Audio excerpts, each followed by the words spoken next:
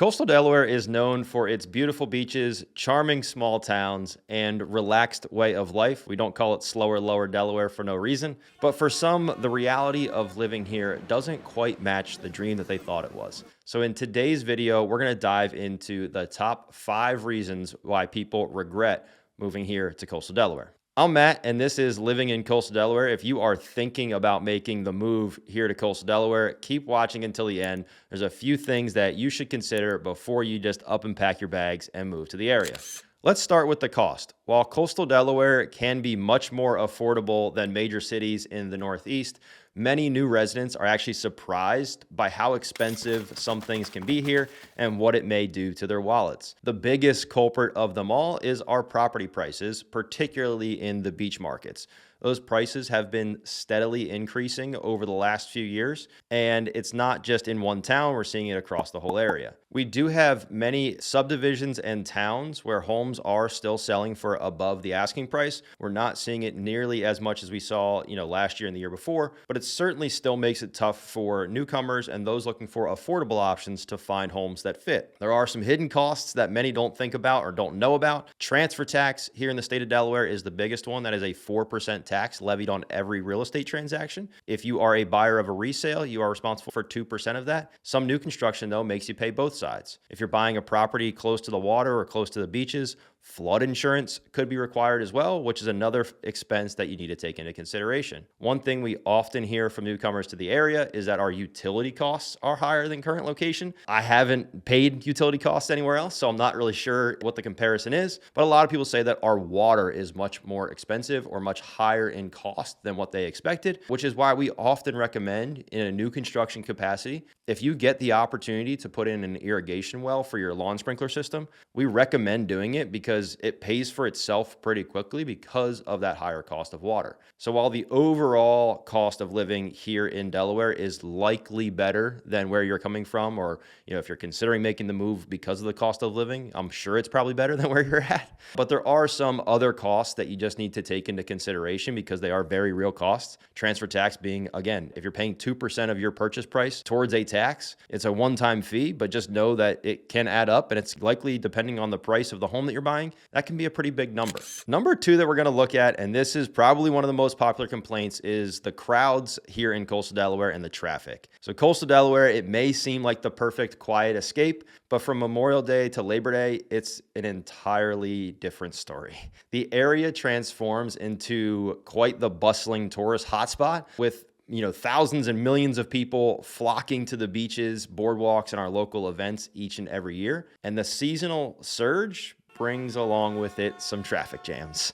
So we do have along Route 1 or Coastal Highway, depending on how you affectionately know it as. It's the main artery that runs along the coast and through our beach towns. A lot of times, Thursday through Saturday, it can kind of become a parking lot. It can be tough, especially, again, on those busy travel days. It just is going to back up because there's more people in town and there's more people trying to get into town as they're starting their vacations. Now, while we do say that, it's not just traffic.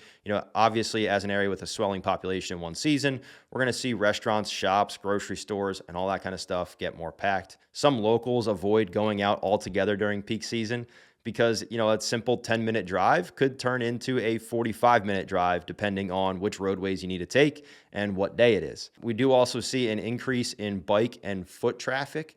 So there's just more people in the area. So even a short walk or a bike ride through town can feel a little bit more hectic just because there's more people here. And the sudden shift from peaceful to crowded can often be overwhelming for people, especially if you moved here looking for peace and quiet. Maybe you only visited in those off-season months.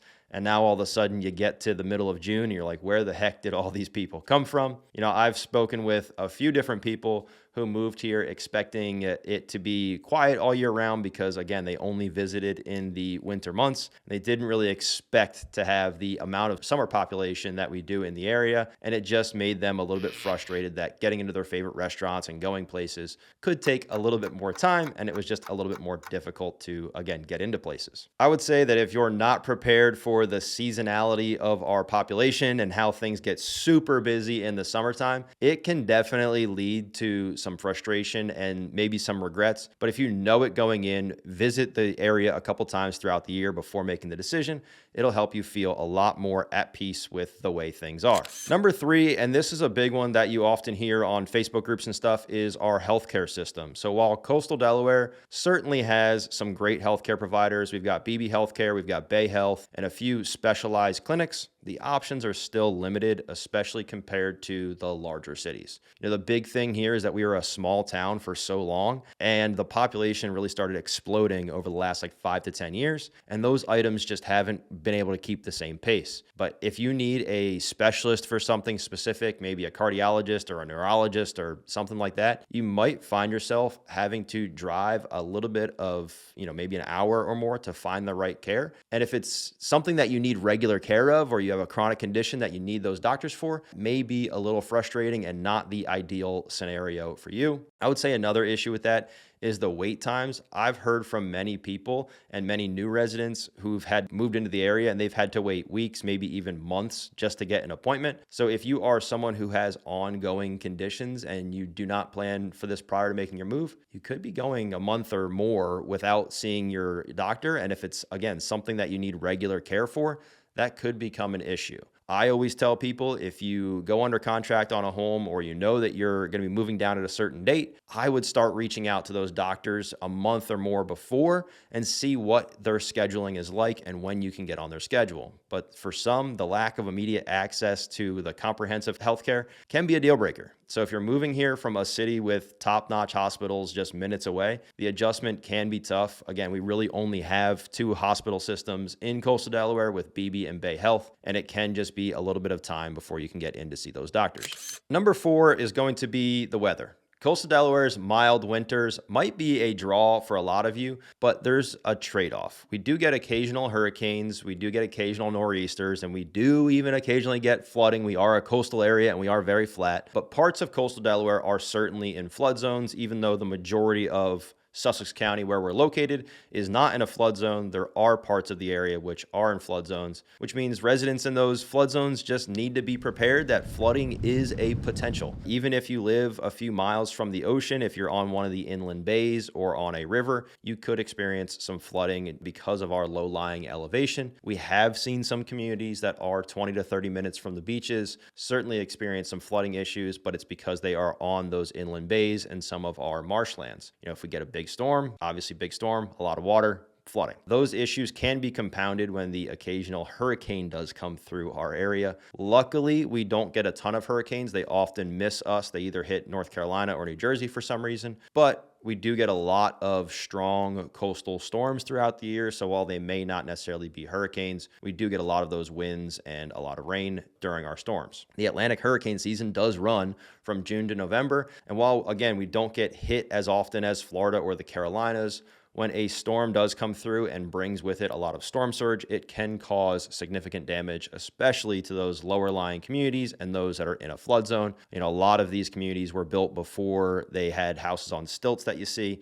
So a lot of these homes do see the occasional floodwater. Finally, let's talk about entertainment. While there's no shortage of festivals, beach activities, and outdoor events in the summer, things take a significant slowdown in the off season, particularly once we get into November through the end of February. Those months, it is pretty quiet and things, again, do slow down. So if you are someone who loves a vibrant nightlife, you might be disappointed during those months. Again, most of the bars and restaurants close earlier or reduce their hours completely outside of the summer months. A lot of the popular tourist spots can even feel like a ghost town during those certain few months, which can be a big adjustment, especially for those that are used to living in a more urban environment or a larger city, where you just have a lot going on all the time. Here at the beaches, again, November through the end of February, it can be a very sleepy place. Certainly it has gotten better over the last few years as more people have moved here. However, if you're a fan of the peace and quiet, that may be a bonus for you. But for those that are looking for